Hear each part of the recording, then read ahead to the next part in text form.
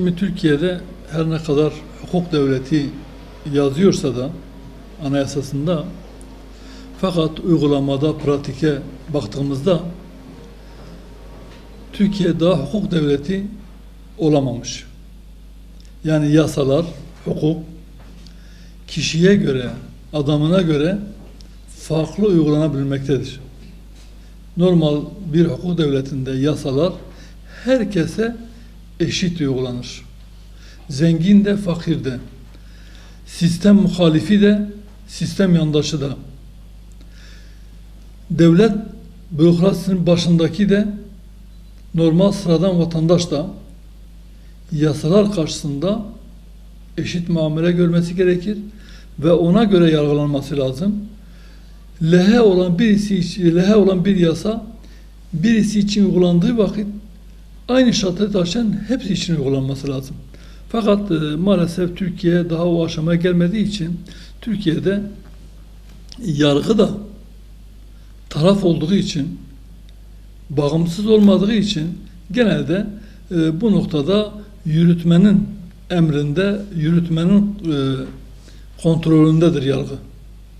Ve Ergenekon ve de Balyoz'la ilgili tahlillere baktığımızda burada hükümet yetkililerinin yaptığı bir açıklama vardı. Yani bu insanların mağdur olduğuna, pazarlıklar sonucu 28 Şubat ve diğer süreçle ilgili darbe planlayan, hükümeti devirmeyle ilgili darbeler planlayan bu insanları nihayetinde pazarlıklar sonucunda bırakma kararı alındı. Buna bir formül bulmaları gerekiyordu. İşte bir yasa çıkarıp bunları bırakma yoluna gitmeyi düşündüler. Olmadı. Çünkü burada Hizbullah tutukları da, diğer İslami kesimin tutukları da, sistem muhalifi olan diğer örgütlerin tutukluları da, hükümlüleri de istifade edebilirdi diye. O zaman bunu ne yapalım? Bunu o zaman Anayasa Mahkemesi'ne havale edelim dediler. Hatta bu hükümet yetkilileri şunu söyledi açık bir şekilde. Dedi ki zaten bu insanların anayasa isim vererek, Ergenekoncuların ismini vererek bunların Anayasa Mahkemesi'ne başvurma hakları vardır. Bireysel başvuru haklarını kullansınlar. Anayasa Mahkemesi de bu noktada onların mağduriyetini giderecektir. Bu bir talimattı. Ve peş peşe başvuru yaptılar.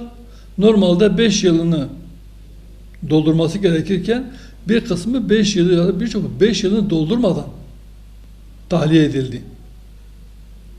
Ama aynı şekilde Hizbullah davalarından yargılanan Cihan Yıldız isimli şahıs 6,5-7 yıllık bir tutukluk süresi vardı.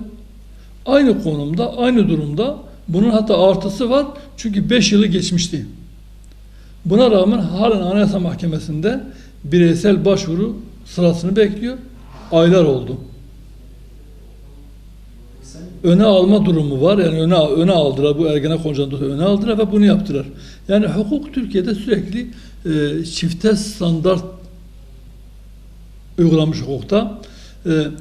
Örgütüne göre, kişiye göre, konumuna göre farklı yargılama yapılmış. Biz bunu normal mahkeme aşamasında da bunu görüyoruz. Yüksek yargıda da bu böyle. Dolayısıyla burada bir haksızlık var, bir zulüm var. Yani AK Parti bakanlarından birisinin de itiraf ettiği gibi geçen yıl olması lazım bir konuşmasında şunu söylüyordu. Diyordu işte AK Parti hükümeti kalkınmayı sağladı. Türkiye'de kalkınmayı sağladı. Fakat adalet noktasında biz o adaleti sağlayamadık. İnşallah onu da sağlayacağız. Onlar da adaleti sağlayamadıklarını itiraf ediyorlar ve kabul ediyorlar. Şimdi burada siyasi bir duruş sergiliyor. Daha doğrusu biraz da konjonktüre bağlı olarak hükümet siyasi manevra yapıyor. Ergenekon operasyonu oldukları vakit Gülen grubuyla hükümet ortağıydılar. Gayri resmi bir koalisyondur AK Parti hükümeti biliyorsunuz. Ve bu koalisyon en büyük ortağın bir tanesi Gülen grubuydu. Ve Gülen grubuyla beraber bu işi yaptılar. Yani varsa hukuksuzluk, delillerle oynama, yeni delil ihdas etme birlikte yaptılar. Çünkü niyeti biz biliyoruz. Ehyader davasında bunu yaptılar. Mustafa'nın kapanmasında bunu yaptılar. Diğer dosyalarda bunları yaptılar. Yani derneklere suç unsuru koyma, delillerle oynama, sahte ihbar mailleri ile gönderme, gizli tanık beyanları kimdir nedir belli değil, delilleri ekspres incelemesinden geçirmeden, yani bilimsel olarak, teknik olarak o delilin kime ait olduğu, nereden geldiğini araştırmadan, yani ihbar maillerinin IP numaraları var. Gönderildiği bilgisayarın IP numarası var. Mesela duruşmalarda avukata talep etmesine rağmen incelenmiyor. Sahte ihbar maili gönderilmiş. Kim göndermiş? Ya da CD konuyor.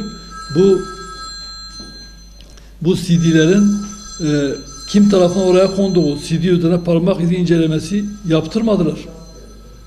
Yani kılıfına uydurup oldu bittiyle savcı, yani kolluk, savcılık ve mahkeme kumpasıyla işi bitirdi. Yargıtay'da tasdik etti hepsini.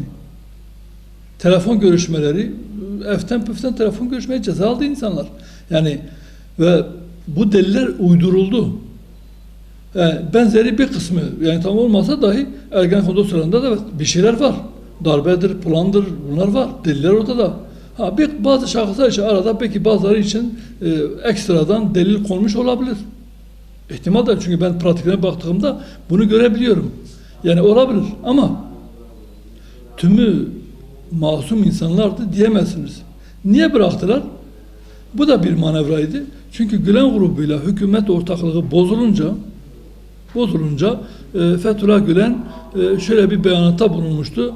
İşte Ergenekoncuları kastederek yaşlı başlı insanlar, koca adamlar, saçı başı ağarmış insanlar cezaevinde tutuluyor. Devlete hizmet etmiş devlet adamları, erkanı boşu boşuna cezaevinde yatıyor diye bir beyanatı oldu. Ve bozulan bu ortaklıkta Gülen grubu hükümete tabi caizse gol atmak, Ergenekoncuları yanına alabilmek için böyle bir şey yaptı ve kontrolündeki paralel yargı ile hakim savcılarla da belki bunu yapacaktı. Onlar tahliye edecektiler. Ve burada AK Parti, yani Tayyip Erdoğan'ın yaptığı şey, onların yapacağı bu şeyi, aleyhine oluşan bir durumu lehine çevirmek ve ona uygun pazarlıklarla onların çıkmasını sağlamak. Ve kendine borçlu bırakmak, kendisine bu kesimler tarafından kendisine yönelebilecek olan bir tehlikeyi bertaraf etmek. İşte bu İslami kesimin tutuklarının öyle bir şansı yok. Ne hükümet devirecek güçleri var, ne de o etkileri var. Yani birçoğu zaten devlete karşı suç işlemekten dolayı yargılanmış bir veya da örgüt üyeliğinden cezalandırılmış ama faaliyete baktığında Kur'an-ı Kerim dersidir. El-İkbadır fakat İslami bugün 28 Şubat sürecinde belki suç olan ama bugün suç olmayan faaliyetlerden dolayı içeride. Ya da bazı insanlar işkenceyle kendilerine kabul ettirilen eylemlerden dolayı cezalandırılmış ve 20 yılı aşkın bir sürede içeride.